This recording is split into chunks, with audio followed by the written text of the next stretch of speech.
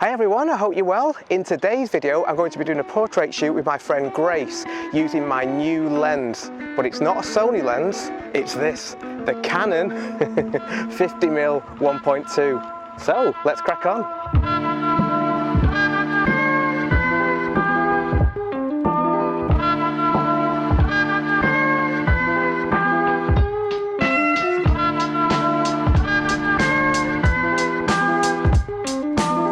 So I suppose the big question to start off with is, why am I using a Canon lens on my Sony A9 body?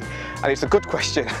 The answer is really that through all my time photographing weddings, the best lens that I have found for flare, and in terms also for portraits I guess, if you put them hand in hand, is this lens, the Canon 50mm 1.2. And the great thing about tonight's shoot is we've got brilliant light, so it should be a really good opportunity to test this lens out and see how well it performs on the Sony body. So I'm really excited to see what we get. Now up until now I've only used one non-native lens on my Sony, and that was a Helios lens, and I made a video about that lens which I'll link to up here. Now that lens, good as it is, and it does give you ironically really good sun flare, which is the reason I bought this lens primarily, but that lens, the Helios lens, is fully manual, so in reality it's extremely difficult to use. There's no autofocus, so when you're shooting people, as we often are at a wedding, it's not really very practical, whereas this lens, everything is auto. So in theory I'm hoping that it's going to be really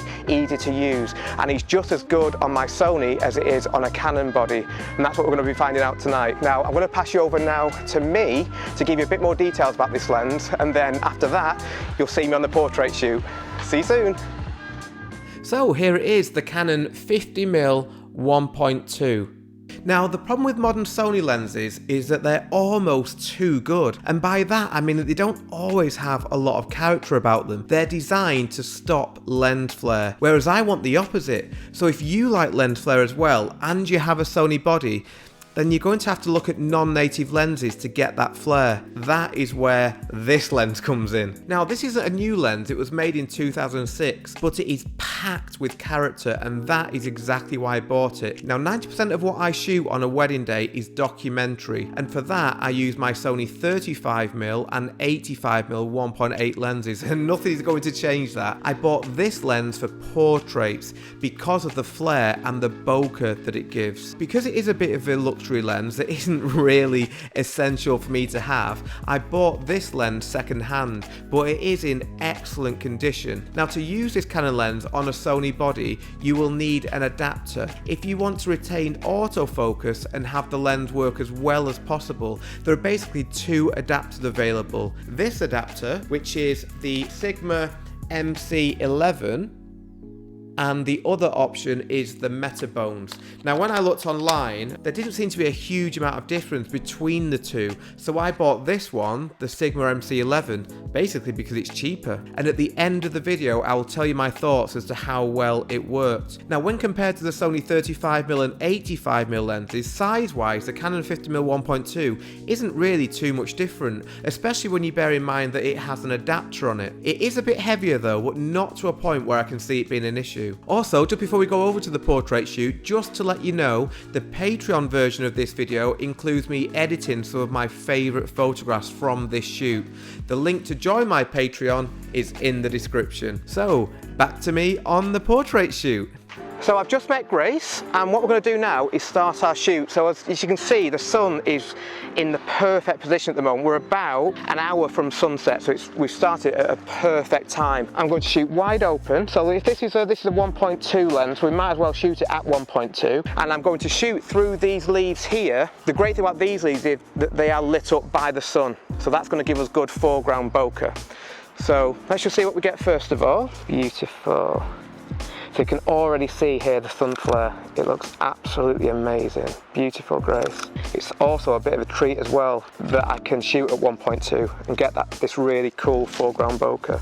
It's almost cheating using a model like Grace because you don't really need to do very much at all in terms of guidance. Perfect. So this is all about the backlight coming through and that flare that we're getting. I just love flare. It's almost like addicted to it. And sometimes we'll just pick up a leaf as well, because this means that I can position the leaf exactly where I want it to be. Now with this lens, oftentimes when you want to get flare, you almost want to try and time the shoot so that you're shooting with the sun really low in the sky. With this lens, it feels as though we don't want the sun to be actually on the horizon. We want it to be that little bit higher in the sky. I'm not sure why that is, and when I get used to the lens, it might be that I change my opinion on that, but it feels to be the case. And just before, thank you very much, Grace, just before we leave here, I'm just going to swap this lens for the 35mm. So the Sony 35mm 1.8 is the closest lens that I have in terms of focal length to this 50mm. So let's just see, for comparison's sake, what we get with the 35mm. Obviously, I can only shoot at 1.8 with this lens, but we'll still be able to see what difference we get in terms of flare. So you can see that already the flare is different. It's not bad, but it's nowhere near as artistic. Gorgeous, Grace. So what I'm going to do now is put on the screen a direct comparison between the Sony 35mm that I'm using now and the Canon 50mm that I was using a second ago. So we just switched round now, so I've asked Grace to stand with the light on her now. So we won't obviously get any sun flare this time because the sun is behind us, but we should now get much deeper colours. Whenever you're shooting with the sun behind you, the colours become much richer, as opposed to when you're shooting into the sun, when the colours will look a bit more less contrasty and less saturated. So there works. Gorgeous, Grace. And I'm going to shoot with more side light now. Actually stand about here, please. But you're looking towards the light, if that's okay, please. So yeah, you see now, before we had the light directly onto Grace, now it's more directional, which makes it much more contrasty. Gorgeous, Grace. Again, I'm just trying to find this leaf. This leaf here, as you can see, it's got a bit of red on it. That looks really good.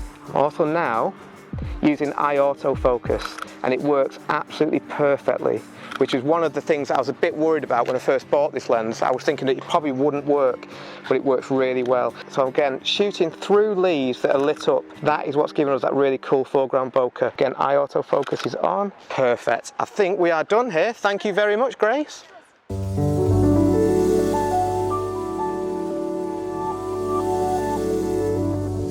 Okay, so we've come to our second location now. It's basically just a wall, but I really like this wall because of the shadows that we're going to get. So again, obviously, the Canon 50mm, and again, I'm going to be shooting wide open. You can see here on the camera that you're looking at that it's so harsh, the light, but the shadows in the background are beautiful. Amazing. What I do now is just shoot so that you're side lit again, if that's okay. I'm going to try and get the bokeh now of the trees in the background, because again, that's another reason why this lens is so good. It's just the way it throws that background out. There is beautiful, Grace. Stunning. Again, I'm always being mindful here of the background. Gorgeous. So we'll take a couple with Grace sat down against the wall, then we'll move on. I'm going to take my camera now off the strap. I'm going to use the flippy screen because I want to get a really low angle. So we're working a bit quicker here because the light is so low. There is good. Can't tell you how accurately this is focusing.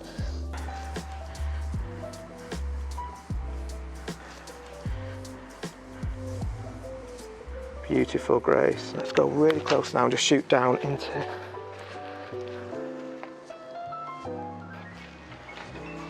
Okay, and just before we leave here, I'm now just going to shoot through this crystal. I've made a video on these crystals, which I'll link to up here if you haven't seen it, but it can give really nice foreground bokeh, because again, here obviously there is no bokeh to shoot through, unlike when we had the leaves before, but this can give us something. And what I want to do is make sure that the light is hitting this crystal as I shoot through it. Again, just one tiny step forward, yeah, there. So I'm just being mindful of that Grace's eyes in the light. Perfect, Grace. So as I said before, all these shots taken wide open. There's no point in going to the trouble of buying this lens, which is not native to the camera body at all, if you're not going to shoot it at 1.2. Take one step back. Perfect, thank you very much. Beautiful. So we've just come here. Now these shots obviously nothing fancy because I'm not shooting through anything. But again, it's just to show you what the 50mm is like in various different conditions. So this is very strong backlit, but with nothing in the foreground. So what I'll now do is just shoot through a crystal again. Perfect, Grace. So the crystal here isn't really giving me any colours just yet, but it's sort of giving me a nice diffused look. Beautiful. Gonna go a little bit closer again to Grace. Beautiful, thank you. Right, so what we'll do now, we're gonna go over there, because that's where the sun still is. Okay, so we've just come to probably our last location for natural light. The sun, as you can see, is still out, but this is the interesting thing. Even though the sun is still relatively high in the sky, as you can see, we don't really get the flare anymore. We're getting the amazing flare before, whereas we don't get that now. Oh yes, I was getting a bit of flare there. Well, that's interesting. Now we are getting good flare. I'm not sure. Yeah, these are stunning actually. Ignore everything that I just said, but I'm not going to take that out because it's interesting, because it looked like we weren't going to get that flare and now it's looking beautiful. See, I'm taking shots quite slowly here because I'm trying to get the flare right. That's amazing, Grace. Because sometimes the flare is there and sometimes it isn't, but when it's there it's really prominent.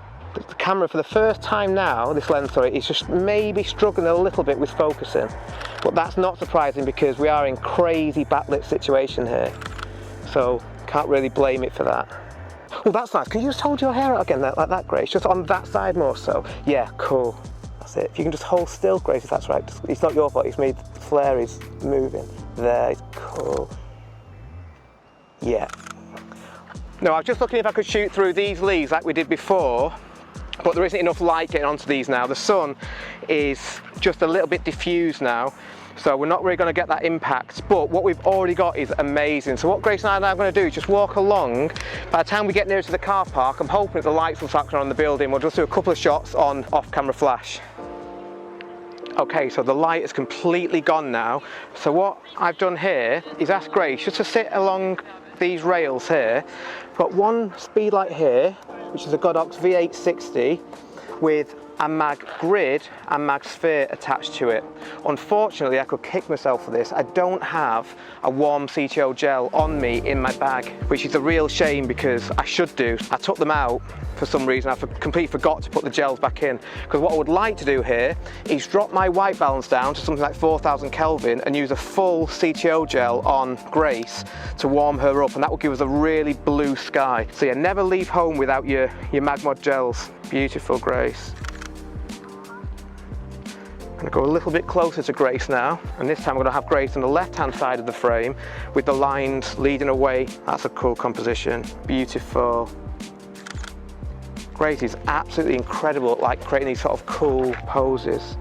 Now I'm going to take the camera off the strap again so that I can use the screen, put the camera really low down and get an interesting composition. Perfect. Brilliant. I'm just going to try one more shot, but I'm going to use a second speed light for this one. So I'm going to have to turn you off because this light stand is going to have the other speed light on. So we've now put a second speed light up. It's another Godox V860.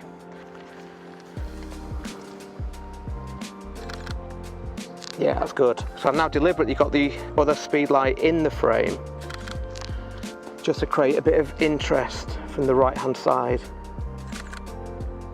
Yeah, really cool. So just going to turn you around. For the last photograph, I'm just wanting to use another off-camera flash photograph. So we've managed to find these fairy lights in the trees here. It's not great, to be honest. There's not that many fairy lights. I might also just, before we finish, just run over to those two red lights over there as well in the cafe. What I want to do is just test this lens out for the bokeh as well. The natural light is really, really going now. I'm going to use one off-camera speed light, the Godox V860 again. At the moment it's on a 16th power. That's probably going to be a bit too strong, so I'm going to drop that down to 1/32 power, and we'll just see what this gives us. I'm shooting a bit lower than ideally I would because I'm trying to put the fairy lights behind Grace, and that means that I've got to shoot from below, but it's not a very flattering angle shooting below like this. So I apologise to Grace, it's not ideal, but at the same time it will show you at least what the bokeh gives us. At the moment, the speed light is a bit too strong. Bear in mind that aperture controls flash power, so when we're shooting at 1.3, that speed light is appearing to be extremely strong. So I'm going to put it down to over 128, which is the minimum power for that speed light. That's looking cool now. Might even move it a little bit closer. Again, the closer the light source, the softer the light. So as long as that speed light is not getting into the frame, then the closer we can have it, the better. Ideally, this would be better with a mag box. I don't have it on me though at the moment, purely because I was traveling light. Especially just to be looking towards the light for me, Grace. I'm coming even closer to Grace now. Again, this is all just to show you what the bokeh looks like. Stunning. Yeah, the bokeh's looking really cool. Perfect. There, Grace. 3, 2, 1. Beautiful, Grace. And the very last shots we're going to do before we finish, if we just pick up our bags, I'm just going to go and try and just do some of those 2 bright red lights there. Grace has been absolutely amazing tonight. So we've only ever worked together once before, but she's been incredible. So now I'm going to open up my shutter. It goes to 160. Again, this is all about trying to get that that background in. Yeah, that was good. I'm going to struggle actually to shoot at 1.2 here because the light is almost too strong. So again, as I said before, the wider your aperture, the stronger the flash power will appear to be. Now, when you're shooting at 1.3 because you want the creative effect, it means that the flash appears to be extremely strong. Beautiful. So I've moved the speed light back. That's the inverse square law, which I won't go into because it's very dull and boring. But if you ever find that you're at the limit with your speed lights, beautiful, Grace, then you want to move that speed light physically further away. I'm just looking towards the light again for me, Grace. There, that's beautiful. Stunning. I think that is a wrap. Thank you so much. So I've been a real pain to Grace here. We were walking back to her car and then I've just had to, if she doesn't mind, taking one last shot for me because that view there looks amazing. Here we go. So I've got, again, just really simple setup, just one speed light. That's flash A. It's on, I'm going to put it on 164 power. I'm just going to turn off the speed light and get my ambient correct. So basically by setting the ambient, all I now need to do is just turn on the speed light. So that's the shot I'm going to take with no flash. All I've done now is turn on the flash. So I'm 128, so it's very low power, and that's cool. Let's go on this side now, Grace. So just looking towards the light for me, please, Grace. Yeah, we are done. Grace, you were amazing. Thank you so much. And now I am going to let you go. Thank you. You've been amazing. And thank you very much for watching, everyone. So I have to say, I loved using the Canon 50mm 1.2 on my Sony A9. This is a lens which is packed with character. It gives awesome flair, and I really enjoyed shooting at such wide apertures. Now, images from this lens are a little soft, but that's really no bad thing for portrait photographs. And also bear in mind that I was shooting, as I say, at really extremely wide apertures. So being soft is probably a little bit to be expected. Now, this is not a lens that I can see me using all that often, but in the right situation, and for me that is going to be when I'm shooting couple portraits in the evening sun to get that really cool lens flare, or if I'm shooting through something or have a background which will give really cool bokeh, then in those situations this lens is fantastic. I would also highly recommend the Sigma MC11 adapter as well. Autofocus wasn't perfect. The lens did struggle a little bit when I was shooting in really strong backlit conditions, but overall it was very, very good. And the big bonus for me is that autofocus worked really well because I didn't know if it would do before the shoot. The only other thing that I noticed was that if I was shooting in low continuous burst mode, there was a slight blackout between shots, which is something that you don't get on a Sony native lens.